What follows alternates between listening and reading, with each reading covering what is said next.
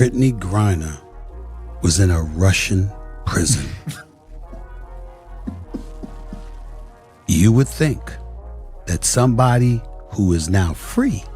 Jamil Hill says by the time Angel Reese is done, she's going to be the Michael Jordan of WNBA. When it comes to Caitlin Clark, now I've taken hits because I was calling it from day one. You got people that are resentful towards her, but it's really not about her, guys. It's about what she represents. Before she ever came along, there were a lot of outstanding basketball players who happened to be black females. Brittany Griner comes out and says, I am so sick and tired of the WNBA. It used to be a peaceful, small little thing. Now there's crowds screaming, hollering. This is disruptive. It's not allowing us to play the game. You didn't just witness a foul. You witnessed the WNBA fracture in real time, because let's be real. When Chennedy Carter shoulder-checked Caitlin Clark, it wasn't just about a missed whistle. It was a pressure point, a flashpoint. The call be kind that reveals what's actually bubbling beneath the surface. The crowd? Electric. The clip? Viral in seconds. But the reaction? That's where it all split open. Some said it was just a hard play. Others saw it as proof that Caitlin Clark gets treated like the league's golden child. But here's the uncomfortable truth. She said about Angel Reese? She said Angel Reese, by the time she retires, can you pull up this quote? She said, by the time she retires, she will be the MJ of, go to Jamil Hill, type in Jamil Hill, yeah. She says, by the time she retires, Jamil Hill has made a bold prediction that Angel Reese will become the MJ of the WNBA by the time she retires. That's what she said. That one foul was never just about basketball. It was about who gets protected and who gets painted as too aggressive.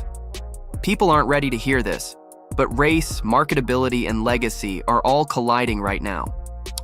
You've got a white rookie with record-breaking college hype being positioned as the league's savior, and black vets who've been grinding for years suddenly told to fall in line or stop hating. And then there's Angel Reese on the sideline, watching it unfold, laughing. Girl, the Golden Goose comes along, and she wreaks havoc. She's the Rookie of the Year. She's fourth in the league in MVP voting. Fourth in the league, her rookie year. Wow. Outstanding. She's like Steph Curry. She can pull up from anywhere. You understand? She has that kind of capability. Didn't win a national championship. Not out of disrespect, but out of understanding. Because when she laughed, it wasn't just shade. It was a mirror, a message, a moment. Like she knew exactly how this league moves. Like she'd seen this script before, where power isn't earned, it's assigned. Where some players get branded as icons and others get labeled as problems. That's what made the foul feel different. It wasn't just contact, it was commentary on what the WNBA is willing to promote and what it's willing to ignore. And just when it felt like the internet... Back in America, on home soil, would not have too much to complain about. Especially something like this. Fans in every sport. She described the fans. Yeah. That couldn't scream any louder. Someone said, Angel Reese is about to be the Michael Jordan of the WNBA. That's when everything exploded. And this league, it's not going back to the way it was. Angel Reese is the Michael Jordan of the WNBA. That one sentence didn't just light a fire. It poured gasoline on an already burning league, because when Hall of Famer Cheryl Swoops said it, she didn't blink. She meant it. And just like that, the conversation shifted. People lost it. Not because Angel doesn't have game, she does. But because the comparison was uncomfortable, too bold, too soon, too black. Let's be honest, if someone had said Caitlin Clark was the female Steph Curry, the timeline would have nodded in agreement. But call Angel Reese the next Jordan? Suddenly, it's disrespectful to the game. After Caitlin Clark's been hurt for 2 weeks. All right, so let's go through this. Caitlin Clark absence is having an immediate impact beyond the court. According to data shared by Yahoo Sports via TickPick. Nah, this wasn't about legacy. This was about permission. See, Angel Reese wasn't asking to be compared to the greats. She was already walking in that light. The presence, the swagger, the ratings. She's not a role player. She's the moment. And that's what makes people nervous. Because when a confident black woman dares to claim space in a league still fighting for mainstream respect. Prices for 2 specific Indiana Fever away games against the Chicago Sky and the Washington Mystics dropped sharply after Clark was sidelined. Before the injury, the lowest ticket available for Fever's matchup in Chicago was $86. For the game in Washington, fans needed at least $41. It challenges everything. It challenges who gets to be the face. It challenges who gets to define greatness. Swoops wasn't just hyping up a player. She was passing the torch. And the backlash? That's what happens when the wrong person touches it. This league says it wants stars, but only if they're polished the right way. So here's the question nobody wants to ask. Is the problem what was said, or who it was said about? And if Angel Reese is the Michael Jordan of the WNBA? Every time we play her, there's this commotion, like this loud rumbling from the stands. Turns out it's people, thousands of them, just sitting there watching on purpose. It's very disruptive. She says WNBA games used to be a chill, quiet place. You could bring your laptop and relax, maybe even get a little work done. But now it's like there's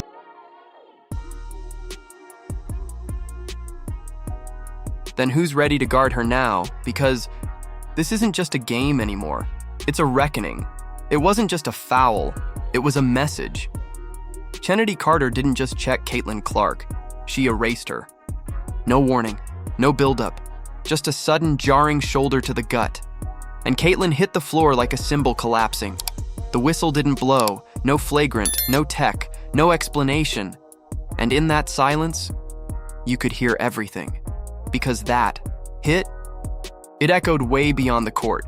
This wasn't about defense. This was about dominance, about making it clear. Welcome to the WNBA. You're not above us here. And the reaction split right down the middle. Half the timeline said Caitlin deserved it, that she needed to be humbled.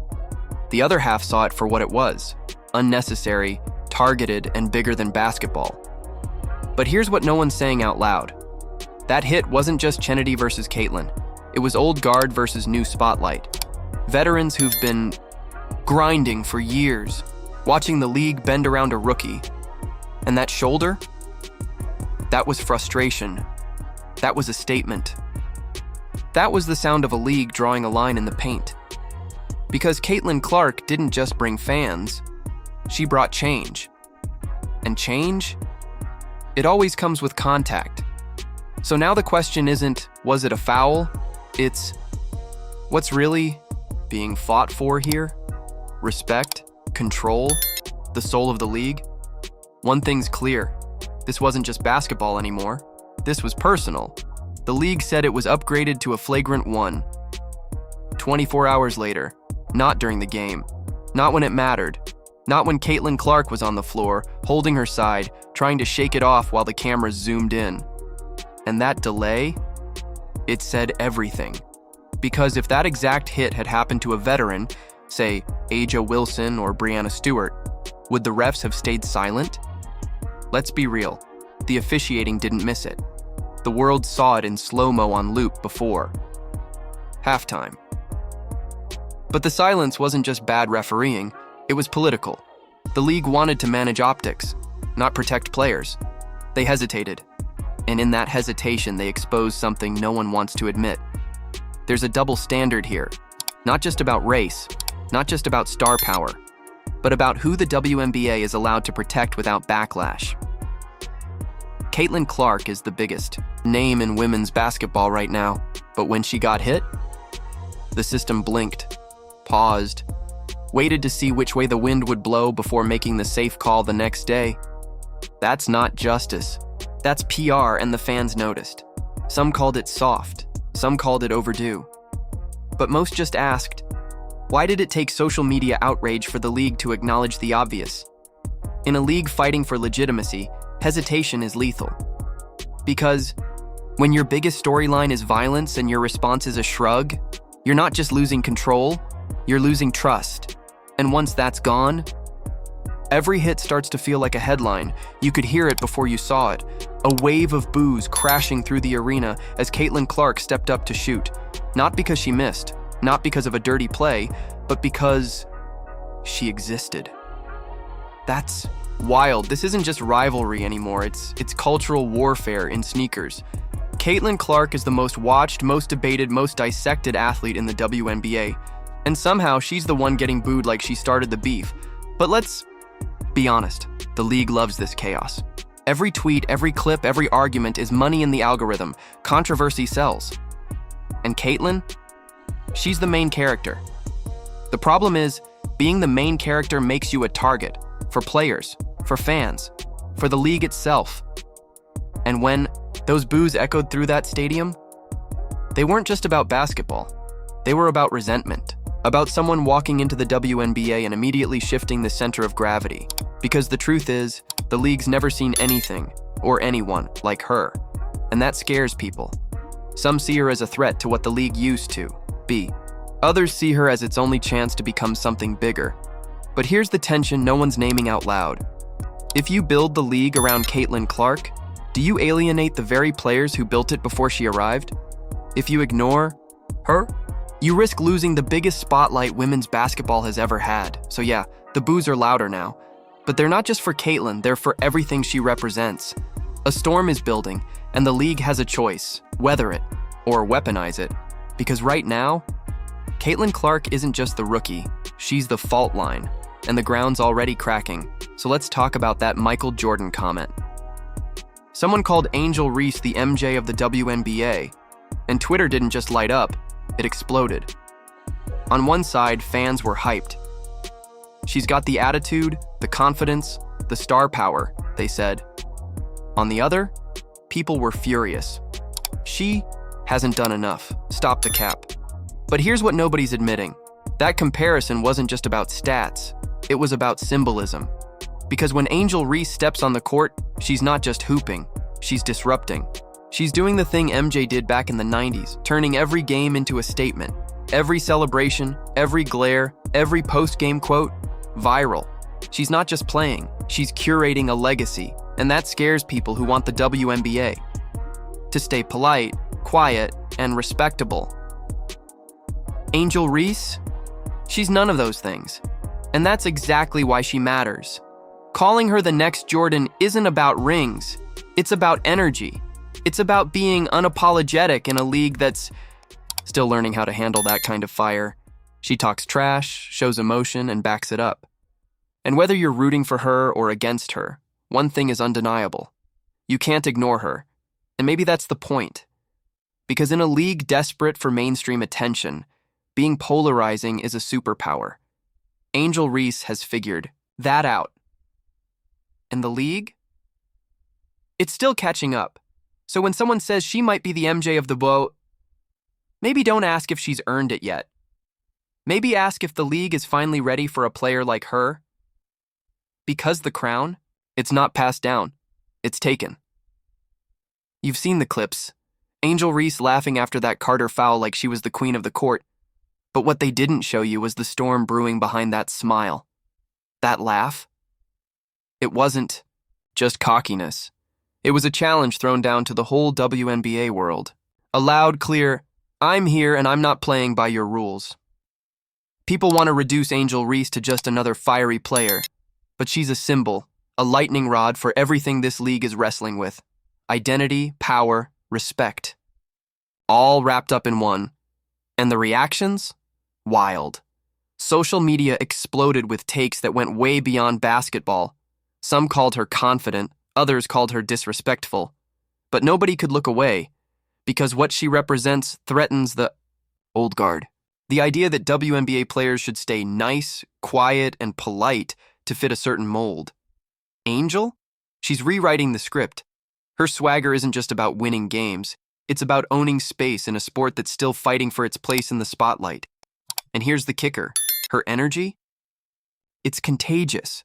It's fueling a new generation of players who don't want to just play the game. They want to change it. So when you see Angel Reese smiling like she owns the moment, know this. She's not just laughing at the game. She's laughing at the idea that she can be boxed in. And that's the real controversy no one's ready to unpack. But if you think that's where it ends, you haven't seen what's coming next.